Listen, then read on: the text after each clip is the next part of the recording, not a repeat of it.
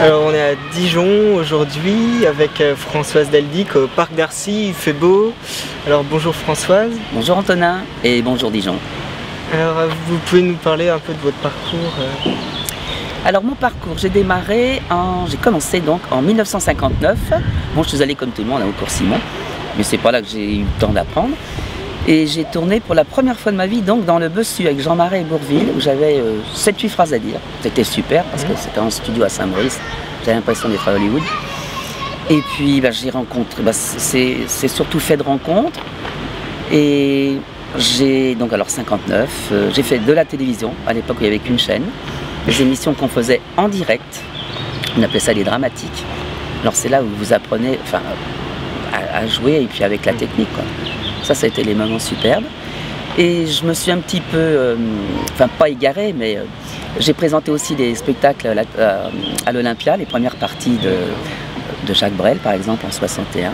3 semaines, la loge à côté de Brel, c'était superbe. Et puis j'ai refait de la télévision, j'ai fait de la chanson, j'ai fait de l'opérette. J'ai appris mon métier aussi de comédienne en partant dans les tournées, ce qu'on appelait les tournées Carcinti, qui était vraiment la Rolls des tournées.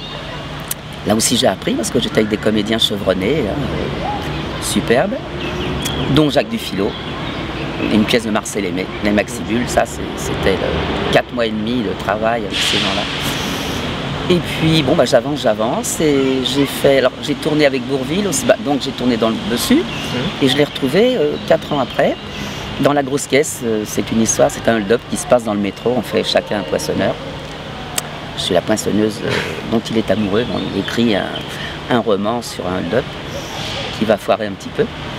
Et puis je l'ai retrouvé donc juste après dans une opérette qui s'appelle Wawa avec Annie Cordy. Alors là on a fait aussi 6 mois à Paris, à l'Alhambra Maurice Chevalier, ça a été son dernier spectacle.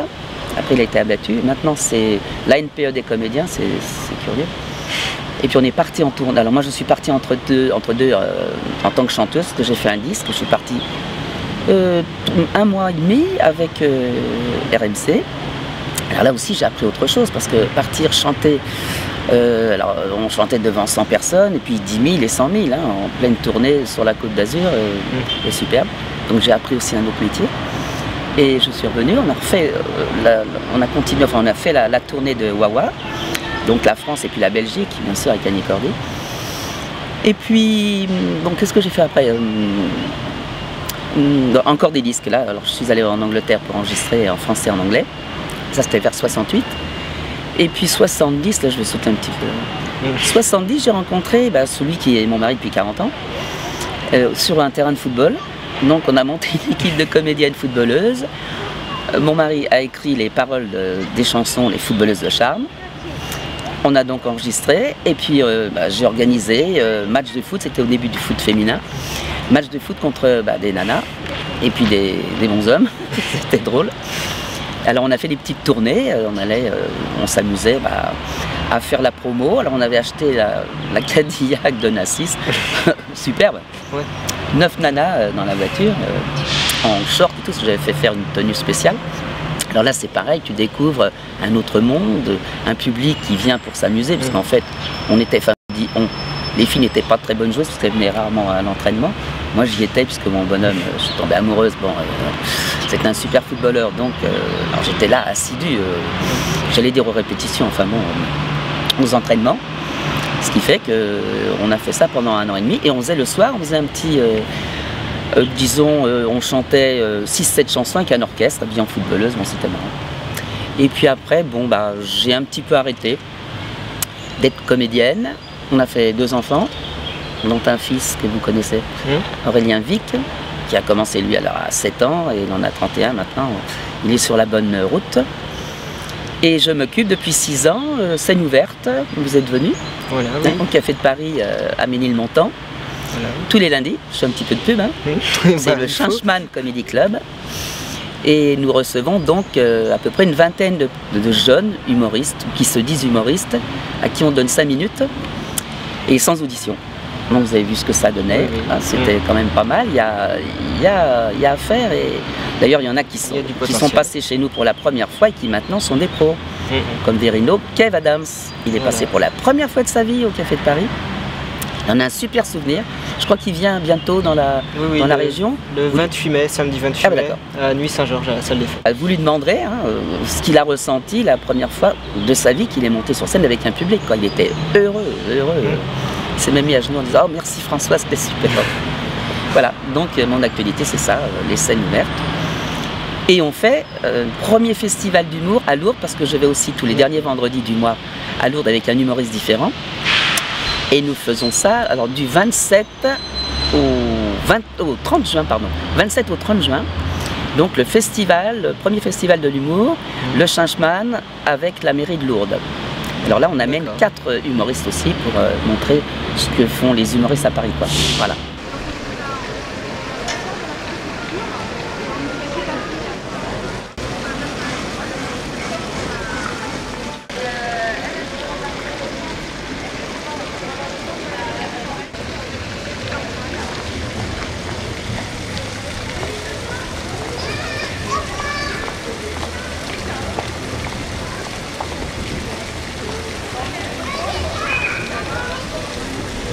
Suite de notre balade, on vient de passer place du Barrezet.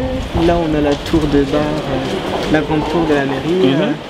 Alors, un premier a priori sur Dijon. Bah, c'est superbe, comme toutes ces villes avec ces vieux monuments et bâtiments, c'est superbe. Alors, du cinéma, du théâtre, pour une comédienne, qu'est-ce que vous préférez entre ces deux? Alors, sincèrement, c'est tellement différent. Parce que le théâtre, c'est tu es en direct avec le public, donc c'est superbe. Tout dépend ce que tu joues. Bon, mais moi j'ai joué des petits trucs marrants, bon, avec Bourvil surtout, donc c'était superbe d'entendre le public s'esclaffer tout le long de la soirée. Télévision. Bon, moi, c'est à l'époque où on faisait la télé en direct, en fait. La plupart des émissions étaient en direct. Bon, c'était un petit peu plus... On avait un peu plus la trouille parce que tu te trompes dans ton texte, tu sais que le public, il est là devant son poste. Là, maintenant, c'est enregistré. C'est complètement différent. Et puis, présenter les spectacles à l'Olympia, c'est encore autre chose, quoi. Donc, j'ai goûté un petit peu à tout. Et c'est super. On ne peut rien éradiquer, mais on diminue. Très bien. Voilà, on apporte une pierre. Mais... c'est tout le monde. Vous aussi, vous le faites de votre manière, vous travaillez en aidant des gens à faire de la création, en apportant du bonheur à ceux qui viennent payer pour voir. Vous apportez beaucoup de choses. C'est ce qu'on était en train de dire avec Antonin. Voilà. Tout ce qui est spectacle, tout ce qui est association, qui apporte, qui donne. Voilà. Oui. Mais déjà faire du spectacle, c'est l'une des premières choses de la vie. Faire plaisir à l'autre. Entièrement d'accord. Rendre la personne radieuse. Ou pas, quelquefois quand on joue des mélos, bon... C'est toujours mais sinon, enrichissant. Humoriste, c'est bien. Voilà, parce qu'il y a aussi donc une découverte, l'apprentissage de la vie, à travers ce que vous faites. Bien sûr. Donc vous vous sacrifiez, vous faites des répètes et tout. Oui, enfin, ça j'ai demain, fait. Là maintenant, je passe le flambeau. Donc les spectateurs, ceux qui vous regardent à la télé ou en direct, il y a toujours quelque chose qu'on apprend. Parce que dans la vie, on apprend tout le temps. Heureusement. Voilà. Sinon on s'ennuierait. Oh, quel ennui. Donc heureusement que vous existez. Voilà, bah vous aussi. Voilà. Merci de venir chez nous en Bourgogne. Voilà. Je vais dire chez vous aussi. Vous êtes chez vous. Oui. Bah, merci à vous. En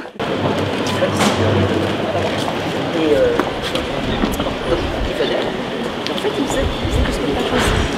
Alors comme c'était l'époque de Jojo, il est mort. Alors il chantait et alors... Vous avez tourné donc des films avec Bourvil. Qu'est-ce qu'il vous a apporté dans votre carrière?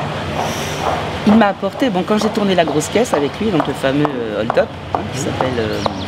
bah oui, La Grosse Caisse, parce qu'en fait c'est l'histoire du wagon, de la rame à finance en fait. Eh bien, il m'a apporté que pendant le tournage, il préparait l'opérette, et comme il y a eu un désistement d'une des comédiennes, il m'a proposé, c'est comme ça que je suis rentrée dans l'opérette. Avec Paul Meurice. Alors, Paul Meurice, ça c'était dans La Grosse Caisse, oui. Voilà, oui. Voilà, il y avait Daniel Secaldi, Roger Carrel, Bourvil bien sûr,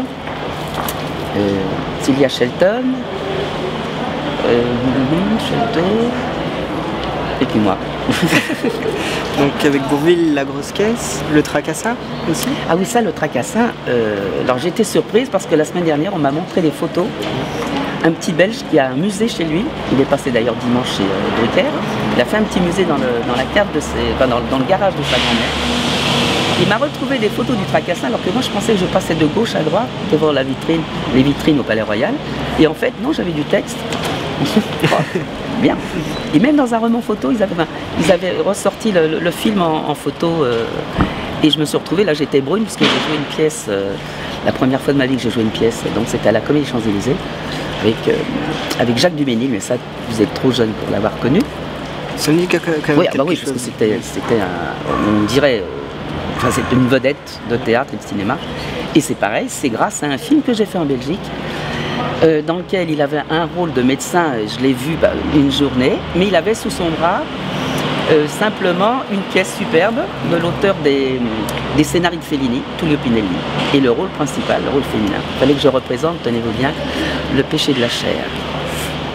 Et j'avais 20 ans, 21 ans, donc j'étais un peu moins volumineuse, mais j'ai bien fait ce travail, c'était superbe. Fellini est venu voir la pièce, donc j'ai pu parler avec lui, il m'a même pris le nez comme ça, il me dit « Oh, quelle belle là !» Comment ça vous est venu le fait de vouloir être sur la scène, être devant la caméra ou être aussi sur les planches? Bon, alors déjà, comme je l'ai dit tout à l'heure, c'était la danse classique puisqu'on faisait des petits spectacles. Donc là, c'était entre 10 ans et 12 ans. Et puis en colonie de vacances, que j'allais aussi avec les sœurs en colonie de vacances, et on montait des petits spectacles. Alors le premier qu'on a fait, j'avais 11 ans, j'étais mime. Le petit ramoneur. Pour une bavarde, c'était un peu difficile. Mais j'ai un super souvenir. Et on faisait des spectacles pour les gens du pays. On était en Auvergne, là, dans le bled, pardon, le petit village qui s'appelle Montboudif, là où est né Pompidou. D'accord. Voilà. Alors c'était drôle de jouer. Enfin, à cette époque-là, il n'était pas encore, bien sûr, président. Ça devait dans les années 50, ça. Et donc j'ai dû, c'est vrai, inconsciemment... aimer ça, puisqu'on était habitués bien sûr aux applaudissements, et puis ça faisait partie, pour moi c'était naturel quoi, depuis la danse, donc c'était normal, voilà. Mais j'appréciais beaucoup, et à l'école je faisais donc, comme je dis, je faisais un peu le pitre, et quelquefois moi j'avais pas de bonnes notes en discipline. Mais après, quand j'ai revu les profs, ils m'ont dit « Ah bah oui, vous étiez un petit clown, mais je travaillais quand même bien à l'école. Irrégulière, mais j'étais attentive quand même. » Voilà. On parle souvent que un comédien, une comédienne ne peut pas exister sans le public. Pour vous, le public, qu'est-ce qui vous a apporté? Alors, moi, ce qui m'amuse, c'est quand j'ai entendu ou j'entends des comédiennes ou des comédiens qui disent « Ah, moi, si je ne joue plus, je me suicide, je meurs. » Alors, sincèrement, j'ai pris ça comme une espèce de loisir. C'est un métier, puisque j'en ai vécu. Mais j'ai très bien arrêté. On a fait avec mon mari de la restauration. Dans le restaurant, entre le plat de résistance et le dessert, je faisais un one-woman show de 45 minutes. Puis après, hop, je reprenais la commande et tout. Et c'est là où, d'ailleurs, Aurélien a commencé dans notre restaurant. Quand il avait 6 ans et demi, il a fait la même chose. Il jouait lui-même, il faisait son petit spectacle tout seul. Si bien qu'au bout de 2-3 ans, son père lui a créé des sketchs pour discipliner un petit peu son énergie puis ses qualités. Et puis après, il était dans les pattes de Bigard, de Cacou, il allait se balader, il allait se présenter au Café de la Gare, tout seul. Hein. C'est maman, bon, je vais me présenter. Nous, on était au restaurant, donc on ne pouvait pas le tenir. Voilà, c'est comme ça. Donc on a toujours été dans le festif. Ouais. Parce que même dans le restaurant, bon, et puis on a ouvert les portes, bien évidemment, sans être scène ouverte, mais à qui voulait venir. Vous avez vu Barthélémy, oui. Lui il a démarré chez nous il y a 25 ans, avec ses frères et sœurs, et tous les soirs il écrivait des sketchs. C'était pas des chansons, c'était des sketchs. Et c'était la fête, alors qu'on faisait le boulot, hein. Le mari faisait la cuisine, puis moi c'était le service, la vaisselle, il y avait le côté envers du décor aussi, hein. C'était pas youpi, je suis... Mais quand j'entrais, c'était comme au théâtre. Le restaurant, moi je le prenais comme ça. Allez, hop, le public est là. Voilà. Bon, j'ai mal aux dents, j'ai mal aux pieds. Hop, terminé, le sourire, et puis on oublie tout. Voilà. Ça, c'était mon théâtre, et c'est vrai aussi, parce que je m'amusais à faire. Et puis la répartie avec le public, enfin le public, je dis le public, oui, les clients, mais qui étaient devenus des amis, des habitués, donc ils venaient voir les spectacles. Et puis voilà, quand je faisais mon one woman le soir, eh bien, ceux qui venaient déjeuner le midi, souvent revenaient le soir pour voir le spectacle. Donc c'était festif, j'ai beaucoup aimé, beaucoup de travail. Bon, il faut dire aussi, on avait 20 ans, plus de 20 ans de moins, quoi. Alors j'étais plus alerte, quand même. Oui.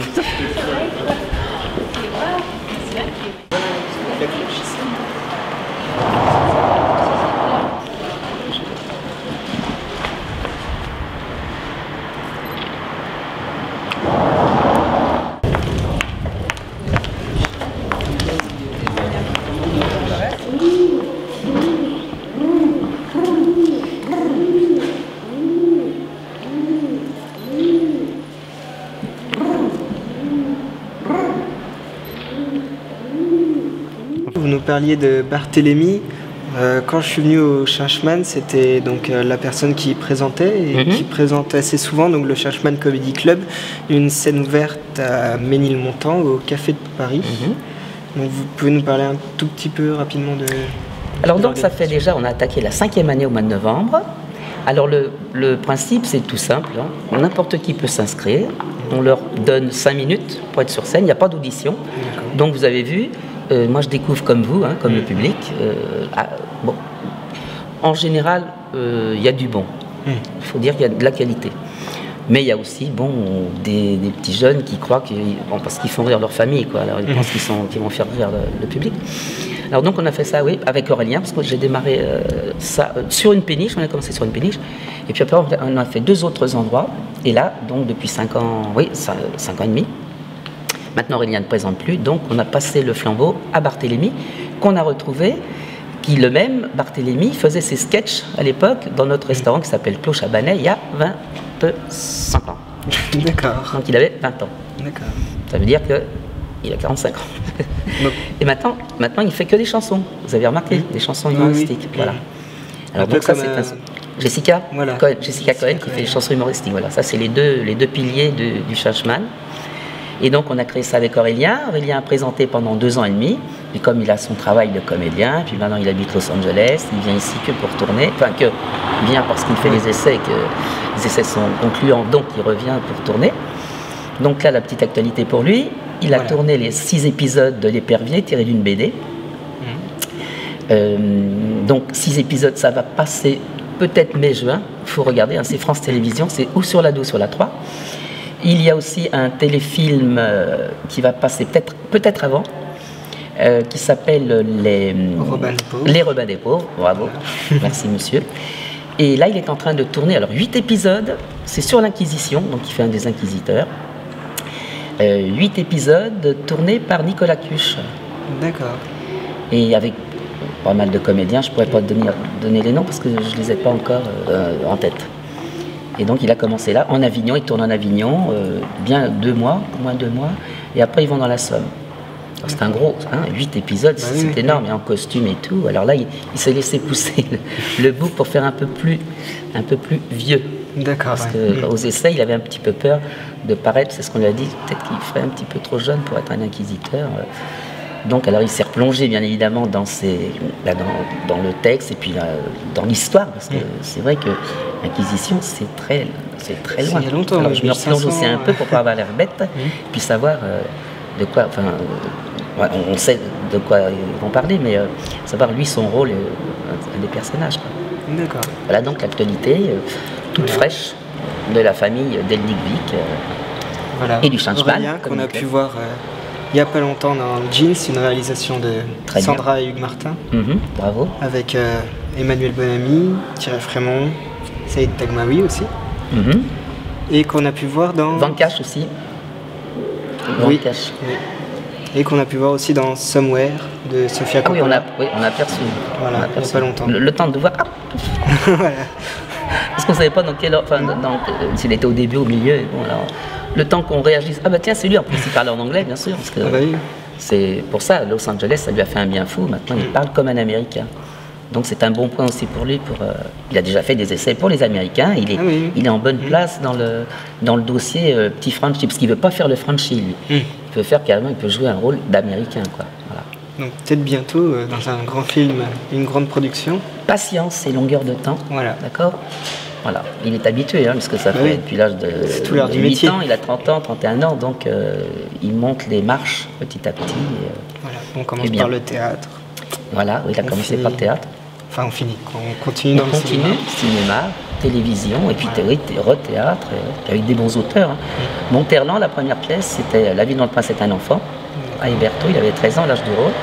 Et puis les pièces de Florian Zeller, qui s'appelait L'autre, une pièce qui s'appelait L'autre, qui s'appelle toujours L'autre bien sûr, et une autre pièce de Florian que j'ai vue il y a 3 jours qui s'appelle La vérité avec Arditi, qui est superbe. On s'y amuse et complètement différent de l'autre parce que l'autre c'était pensé, c'était un texte pas difficile mais enfin à faire penser quoi. Enfin, quand on sortait on disait bon. Mais là bon c'est à la fois fin drôle, et puis on s'amuse quand on sort, on dit ah bah tiens, on a passé une bonne soirée quoi. Très drôle. Là je fais de la pub pour Florian. Oui. Et il a fait ses débuts auprès de Guillaume Canet, non? Voilà, donc La Ville dont le prince est un enfant. Les deux, tous les deux ont commencé pour la première fois, ils ont joué au théâtre ensemble. Ils ont joué à Paris 6 mois, ils sont partis en tournée 6 mois aussi. Ça crée des liens. Ouais. Un bon futur qui s'annonce alors. Déjà un bon présent. Voilà aussi. C'est pas mal. Hein. Et je vous souhaite tout le meilleur sur Dijon avec tout ce que vous avez entrepris, ce que vous allez entreprendre et ce que vous allez réaliser. Peut-être à bientôt aussi sur Paris. Ah, ça c'est le summum. On verra où la vie nous mène. Bah, merci beaucoup en tout cas. Vous êtes attendu là-bas, à Paris. Petite ville, pleine de choses superbes. Bien, merci Antonin. Merci. Et merci Dijon. À très bientôt. Au revoir.